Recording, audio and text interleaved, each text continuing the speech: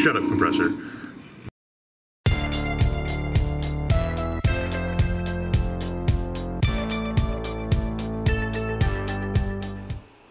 Hey everyone, Matt here with Duke's Models, and welcome to the first installment of the Trumpeter 1/32 scale A6E Tram Intruder build series. Now, as I mentioned in the setup video, I actually started this kit several years ago and got to a certain point and just, I don't know, it was one of those things where I ran out of steam, so I set it aside, and I've always wanted to come back to it, but haven't until now. For some reason, it just clawed me back. So most build videos, most aircraft kits, etc. start with the cockpit. We're not going to be doing that, mainly because the cockpit is kind of a complicated situation. I actually started and painted and detailed most of it several years ago, and I'm kind of going through the mental gymnastics right now of, do I want to go with that, or do I want to take another swing at it, since my skills have definitely stepped up a notch since then, even though I think it's still one of my better cockpits. Do I want to kind of go crazy with some of the new aftermarket detailing options that are available, that sort of a thing. So while I try to sort that out in my addled mess of a brain, it's time to go ahead and pave the way for seamless intakes. So here is the front fuselage of the Intruder. It's, as you can see, a big old beast of a plane. Goes way back there. We're focused up here in this installment. Now, this is currently the kit intake, which isn't terrible. It does kind of seat in there very well. So basically, its biggest drawback, it has two of them. First is this seam running straight down the back, top and bottom, blah, blah, blah. Ugly, you know, not the most fun to deal with. Very visible from right there. The other one, as you can also see from right there, I need a thing to point with, is the way that it installs. I believe that's the way it, yeah, I think that's the way it installs. You've got this basically seam running right along the inner lip along the outside of the intake, not along the inside. Another fun thing to clean up, and then you've got this awesome join right here along the top that you also have to clean up. Now, granted, most of these details aren't really there on the real thing. These rivets, for example, you don't see them on an actual Corsair. Some of these little access panels and things like that, yes, you do, but the rivets, no. So, not a big deal in terms of, you know, cleaning it up, but dealing with the seams and all that. And I believe there was actually something going around about the profile of the intake being wrong. I don't know about that. So, what we have instead are these rather nice units from Rhino. Now, Rhino, in my experience, has a bit of a mixed bag in terms of quality and things like that, especially in terms of detail. But if you look right down there, that's nice and pretty. And it's white, so we don't have to paint it. I'm going to paint it anyway, because I don't want it to be white. If you look at actual photos of actual in-service tram intruders in the early 90s around Desert Storm, their intakes are not white. They're literally gray. They have seen some shit, and it is present in the intakes. Now, to fit this, you can't just shove it in. It's not going to work, right? So to fit it, what you have to do, basically, this entire outer section here, so this is the, you know, the crew access ladder sort of internal area. You basically have to remove this whole chunk and piece all the way along here up until where it hits the fuselage up here, and all the way down here, so that you're basically leaving a gap. So you're going to be left with this piece and this piece, but nothing in between. So it's a lot. I cut my first one last night, and holy shit, did it take a while. And because you're dealing with, you know, this sort of detail in here is not easy to access, really. You can't really go out and say, pull a JLC saw into the mix, because you just can't get in there reliably. or something like Tamiya's razor saw. Useful for parts of this, but not really for the whole thing. So I'm going to kind of walk through my approach and how I got this thing removed in the first place, and then I will probably speed through the actual cutting because it's really boring watching me tackle this. So basically what you do first is, this is an RB, I think it's technically like a sanding blade or something, but it's basically a miniature PE saw. And so what you do, sorry, I've got to get a good angle where I can actually access this. You just come in here and basically dig out a trough where you're going to be cutting, right? Think of it like scribing for assholes. So you do that. Do it right up here. This is one I have to be careful with because it's very easy to shoot off and scratch the fuselage. You don't want to do that. If you can avoid it. I mean, easy enough to repair.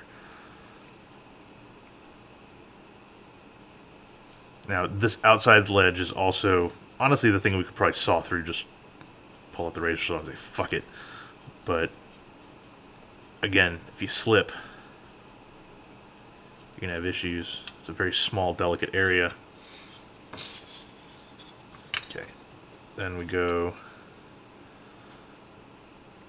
Now this one is interesting because you don't really cut down through it, you cut sideways through it. So I don't worry too much about this one. This is the one I cut last time, because once you cut it, things go floppy. So you want to be careful, but I have zero qualms about marking the shit out of it. Alright, then it's funny, as with the P-47M, I find the starboard side, for some reason, much harder to hold and work with.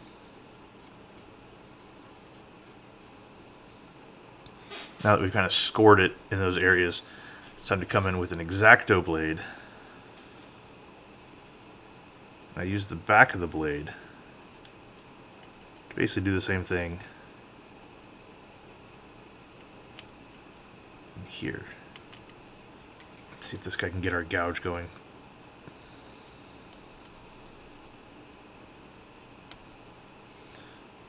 This little RB blade is one of my unsung heroes of my workbench, for sure.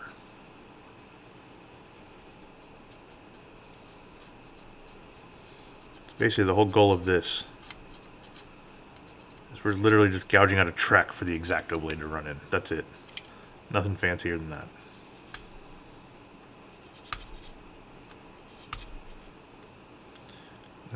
Honestly, I have yet to find anything that's better at digging out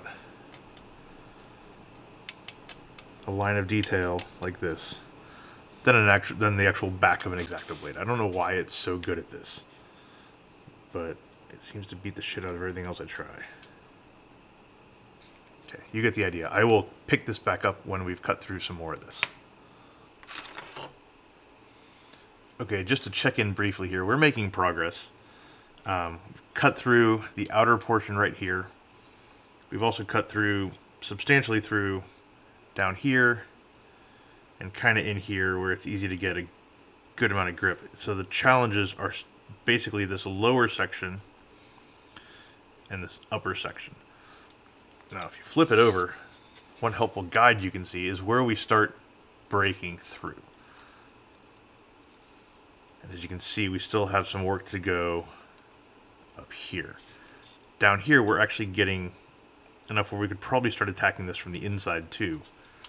Actually, we absolutely can in some of these places.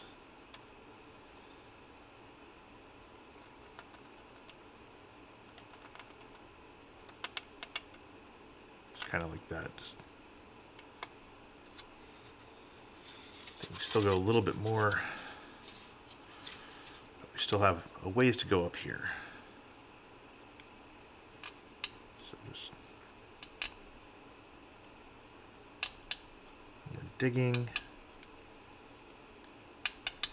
If anybody has a suggestion for a tool that can get in and actually cut in a place like this, I'm all ears. The X-Acto does it, but it's tedious work.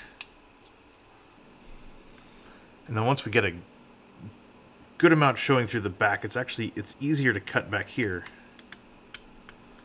You don't have that wall getting in your way. And if I was being really gutsy, I could sneak a Dremel cutting wheel in here and probably make short work of this, but that's one where I do not trust my ability to hold that thing still enough to really make it count. Alright, I'm going to see if I can... So the thing that really surprises me here, this is almost cut through, but I've been working my way at this little inside bit right here, and so far it's showing nothing.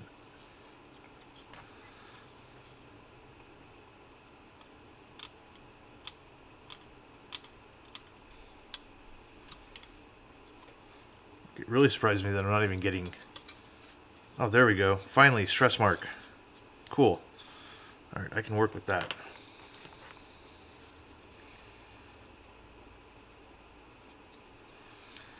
Just wanted to...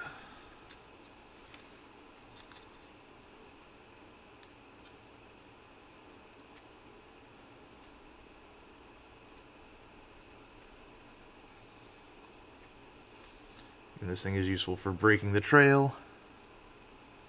Everything else will follow. Cutting the other side. This area up here is probably going to have to be attacked with a file anyway.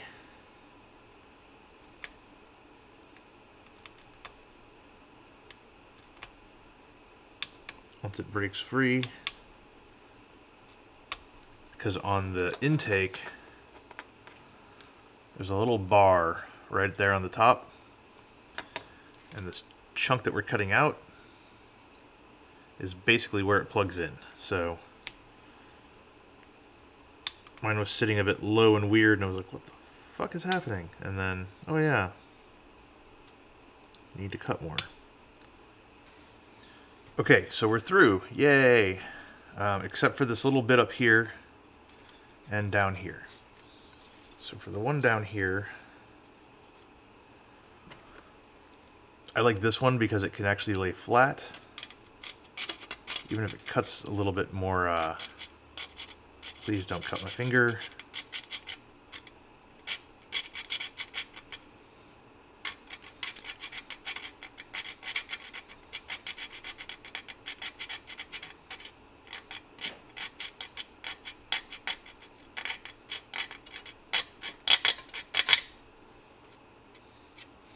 Okay, that side's through.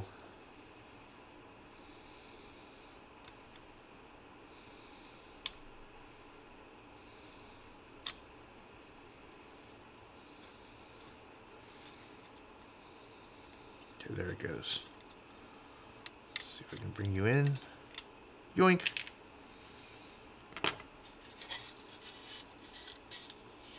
Now that is not the prettiest cut in the world, that's for sure. So we need to sand it a little bit. Now, like I said earlier, this is one where you go in assuming that you're going to get to play stupid filler games with a decent chunk of what's happening here.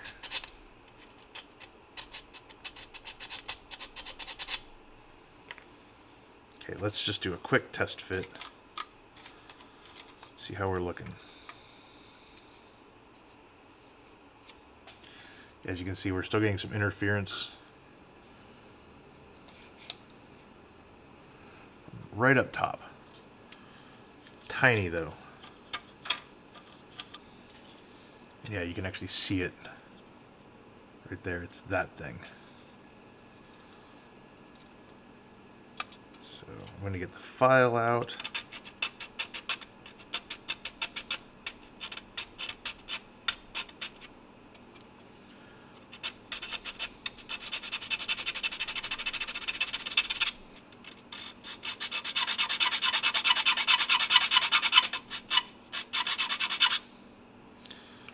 Let's try it again.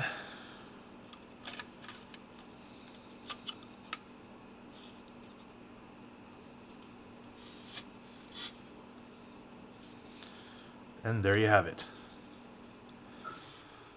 So, definitely going to be a need for some Milliput or epoxy or something right in here, kind of along that edge. That'll be easy enough to sort once we get it glued. Other than that, I mean, the intake fit up top here is nice. The intake fit down here is nice. And if I can... There. Look right down it. See? We got seamless. Cool. So that is intake number 2 after the one that got cut last night. All right, what's next?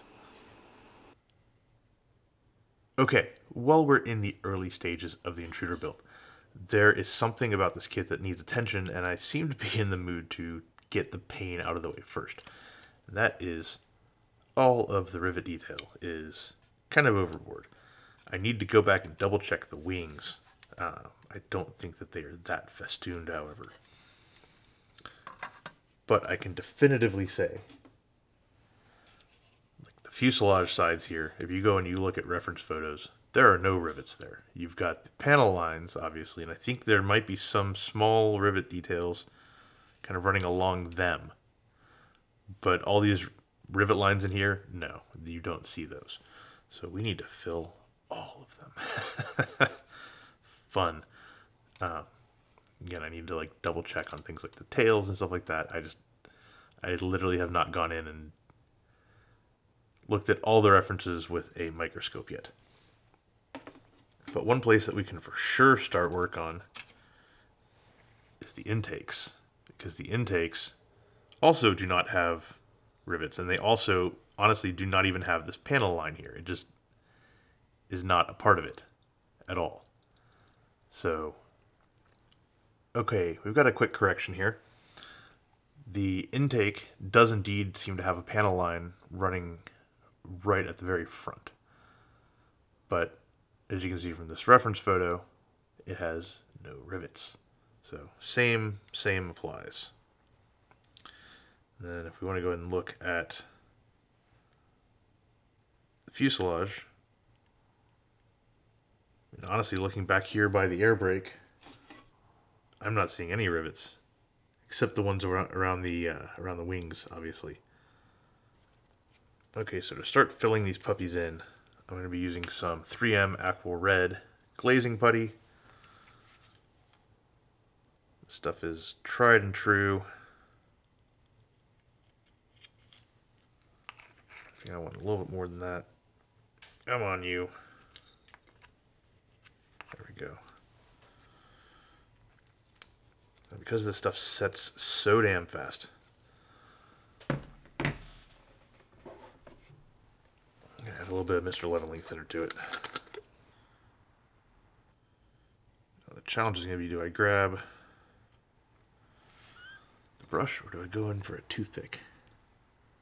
Also, it doesn't help that these things are practically invisible. Honestly, this reminds me most of dealing with a P-51's wing when they decide to go all to Rivet Town with that thing. Now, the reason I'm going with putty as opposed to super glue or something like that is I always find sanding down super glue to be more of a pain in the ass than I would like. And there is detail around here that I want to preserve, and so sandpaper cuts through this putty pretty well. And even if I have to build up a couple layers to get this where I want it,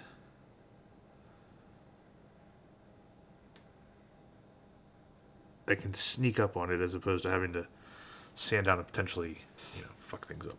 Okay. Let that guy sit. How about we move on to some fuselage bits for a little while, so you can actually see One day when we're not dealing with a global pandemic, I really want to try finding a way to load this shit into a syringe. I think for applications like this. Okay, so catching up on Operation Fill All the Fucking Rivets. I originally started out with 3M Aqua Red Putty and quickly got frustrated. It's great for seams and things like that, but for getting rivets, it's a bit of a pain in the ass, mainly because it is so quick to dry and you have to keep adding thinner, and thinner makes it behave in weird ways and shrink more and things like that. Then I tried super glue, and that was frustrating. I know that some people love super glue. I hate the way it sands. I don't feel like it feathers out all that great. It's great for some things, not for delicate body work all across an entire fuselage. So after a fun evening spent removing that with this solvent stuff and sanding and resulting weird shoulder pain the next day for some reason, I went through and I went ahead and primed this with some Moto MK12 and hit it with my favorite putty, which is, where the fuck did it go? There it is. This 3M Super Red stuff. It has a consistency more like, I equate it to like organic peanut butter. It's a bit gloopier than your regular peanut butter, which seems like it would work against it, but at the same time, for things like this, when you can just kind of get in there with an airbrush needle and literally dot, dot, dot, dot, dot your way along and turn this into some sort of weird thing. Basically what it does is it makes it a lot more precise for work like this. And it also doesn't dry out as fast, so you can work through a whole bunch of it really fast. Without having to go back and like add thinner and stir and add thinner and stir and all that bullshit. The other cool thing about it is it sands quite well. Kind of the opposite of CA, in fact. So, just to give you all a sense, let's see, where do you want to start? How about we start up here?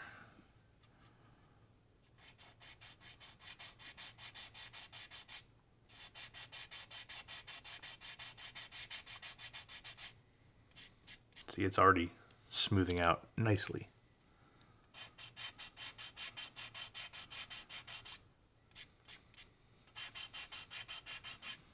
Now, the reason that I added the primer was so that I could have a depth gauge here.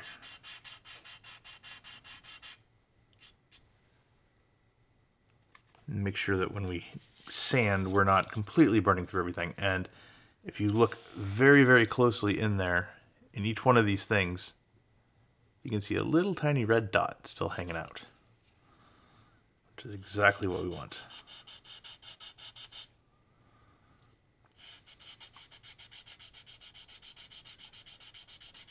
Now, the one downside of this stuff is it really likes to clog sanding sticks,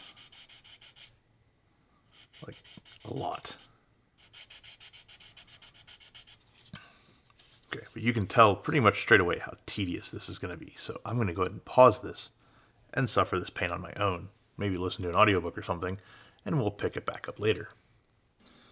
Okay, so left this overnight, and some of the sanding dust and whatnot from cleaning it off has accumulated in places that we don't want. So first mission here is to remove some of that shit. Okay, so apparently this hole here and this hole here do not exist in actual intruders. They exist on the other side, but not on this side. So my plan for this is, first of all, to glue this into the inside. Down. Doop-de-doo. I do not know exactly what these things are called. They are called out in the AOA decal sheet as things that need to be removed, however. So I'm going to kind of take it at its word. I guess I'm going to try not to sneeze, too.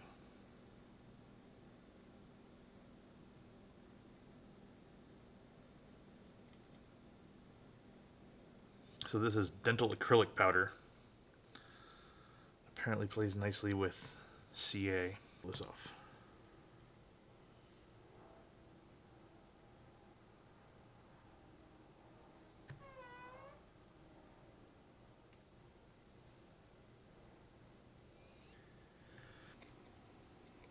A little bit of accelerator.